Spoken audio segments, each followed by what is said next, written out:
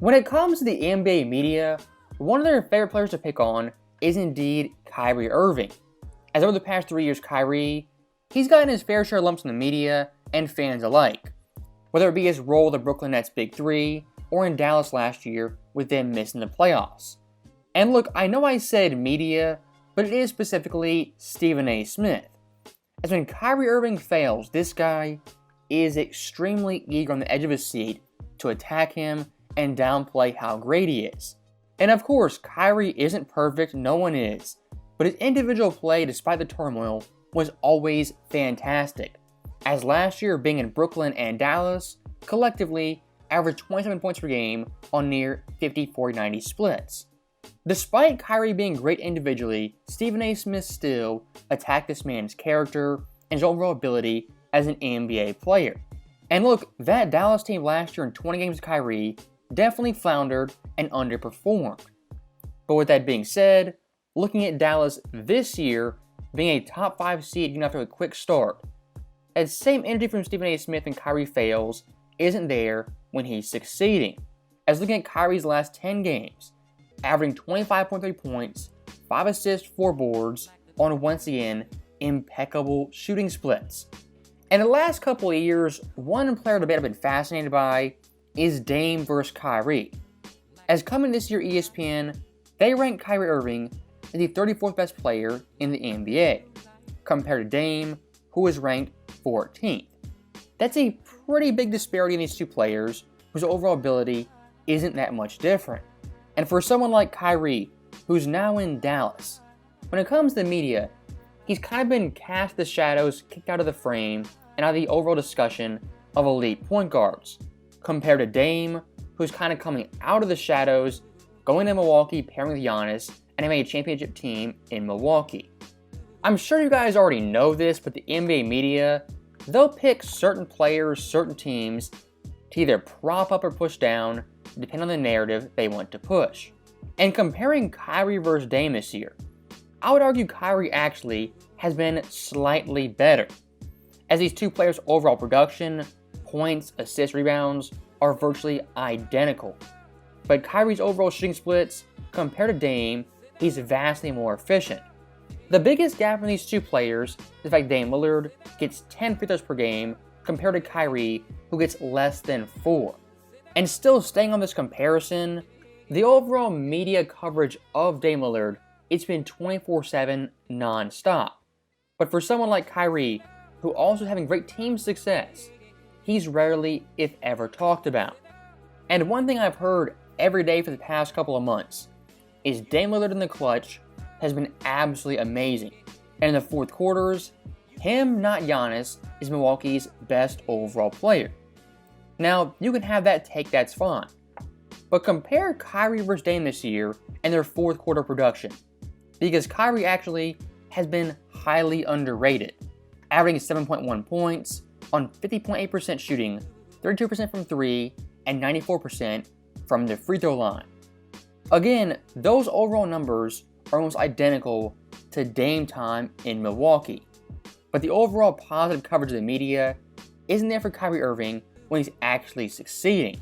And of course, both Dame and Kyrie, they have a lengthy history hitting big shots, having big fourth quarters, and big time playoff moments.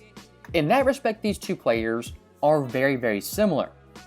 And one more aspect they're almost identical in is ISO scoring.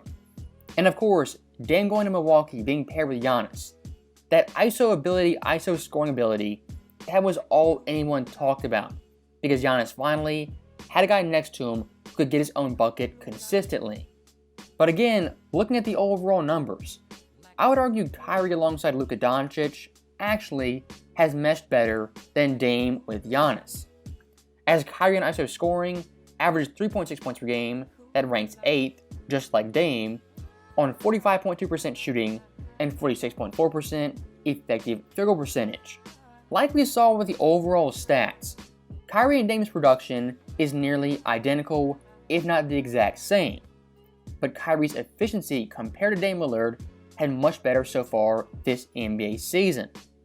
And if you want to compare the offensive duos of Luka and Kyrie compared to Giannis and Dame, the Bucks and Mavericks teams are virtually identical in nearly every category. As an offensive rating, Dallas ranked 7th, the Bucks ranked 6th. Overall scoring, Dallas 6th, Milwaukee 7th. 3-point shooting, Dallas 6th, Milwaukee 7th. And in assists, both these teams in the bottom half of the association. And of course, Luka being a walking 30 points, just like Giannis, is really comparable to Kyrie Irving being around 25 points, just like Dame Lillard. I would say Dallas at this point, they're one of the welcome surprises in the NBA who's definitely overperformed, compared to Milwaukee, who's been kind of stagnant, a little bit underwhelming compared to what fans thought they would be. Now, looking back at the NBA media, and of course Stephen A. Smith, who's the figurehead of ESPN, their superstar, and their franchise player. Now look, despite being the marquee face of ESPN, this guy still is extremely petty and holds tons of grudges. Look no further than his one-sided beef with Max Kellerman, who didn't say a word about this dude, but got dumped on constantly months after he was fired. Stephen A. will never admit it, but him and Kyrie Irving, that's an ongoing feud at this point is a little bit dormant. As Kyrie in the past, he's one of those rare athletes on and off the court who confronted Stephen A. Smith for his lies and BS. And Stephen A., per usual, kind of backed down, tucked his tail, and effectively ran. If you ever wonder why Kyrie Irving doesn't get positive coverage by ESPN, the media, look no further than Stephen A. Smith, the figurehead of the network. As for NBA talk, he's basically the pinnacle, and what he says trickles down to those below him. Now, looking back at Dallas' overall team, of course, having Kyrie, having Luka, that's the nucleus of their team and their overall success. At this point, being a top 5 seed in that loaded West, at this point in the season is very important and vital to the overall success come playoff time. And look at the teams ahead of them in the standings. Of course, you have Phoenix, OKC, Denver, and Minnesota. Look, if it came to a playoff series versus those teams, either Phoenix, OKC, or Minnesota, that in my opinion is a toss-up series. The only team I think that would beat them definitively is the Nuggets with Jokic, the reigning Finals MVP. Outside of that, the Western Conference is effectively wide open. And the teams below them, look, you got the Lakers, the Kings, Pelicans, Rockets, Warriors, Clippers. None of those teams per se are juggernauts in the Western Conference. And Dallas very easily, depending on Kyrie's health, Luka's stamina, could go back to the Western Conference Finals. Now, the one last thing I did want to touch on was that overall ESPN ranking of Kyrie being 34th compared to Dame, who's 14th. Now look, you might say Dame is the better player than Kyrie Irving, and I wouldn't push back too much.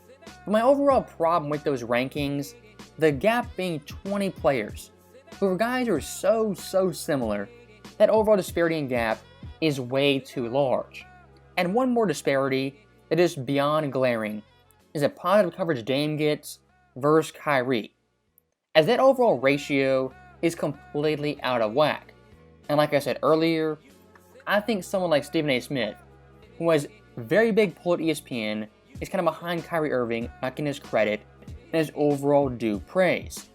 And much like Stephen A. with the Cowboys, he kind of loves to hate Dallas the same way he loves to hate Kyrie. As much like the Cowboys, when Kyrie is rolling, being fantastic, he's crickets and not saying a word. But if the Cowboys lose one game, Kyrie misses a big-time shot, Stephen A. Smith, in a moment's notice, will pounce on that, slander them, and talk about them to the end of time.